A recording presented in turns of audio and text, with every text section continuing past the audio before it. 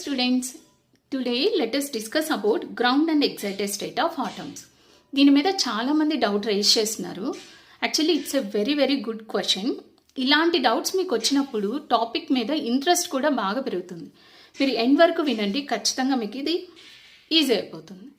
So forget about atoms, excited state and ground state. దీన్ని నేను daily life example ఒకటి తీసుకొని ఈజీగా అర్థమయ్యేలా ఎక్స్ప్లెయిన్ చేస్తాను. సో మనం ఒక బిల్డింగ్లో ఉన్నాం అనుకోండి. ఆ బిల్డింగ్లో ఒక 4 ఫ్లోర్స్ ఉన్నాయి.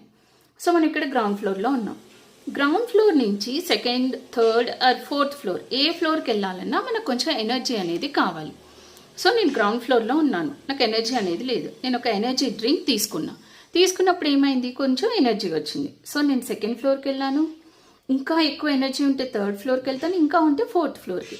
సో ఆ ఫ్లోర్స్ అన్నీ ఎక్కుతున్నప్పుడు మనకి తెలియకుండానే హార్ట్ బ్రెత్ అనేది వస్తుంది, లేదా స్వెట్టింగ్ అనేది వస్తుంది. ఏదో ఒక ఫామ్లో మనం ఎనర్జీ అయితే లూజ్ అవుతాం అనమాట. లూజ్ అయినప్పుడు మళ్ళీ ఏమవుతాం, మళ్ళీ తినాలి కదా. సో అలా గ్రౌండ్ ఫ్లోర్కి వచ్చేస్తాం. సేమ్ దీన్నే మనం ఇప్పుడు ఆటమ్స్కి రిలేట్ చేసుకుందాం.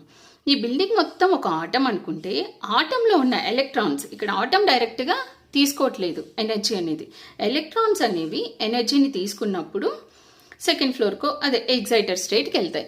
అదే ఆటమ్స్ అనేవి ఎనర్జీని లూజ్ అయినప్పుడు in the form of photons అవి ఏమవుతాయి, గ్రౌండ్ స్టేట్కి వస్తాయి.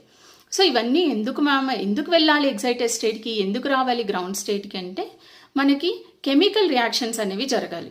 ఫర్ ఎగ్జాంపుల్ ఇప్పుడు మనం ఫోటోసింథసిస్ చూసినట్లయితే, లేదంటే ఇంకా బెస్ట్ ఎగ్జాంపుల్, మనం బతకాలంటే ఆక్సిజన్ కంపల్సరీ మనం తీసుకోవాలి.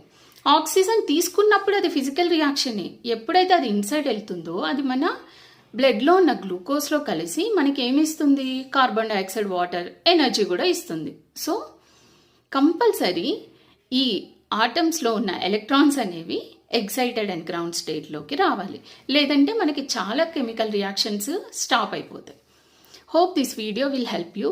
If you have any doubts, you can comment it.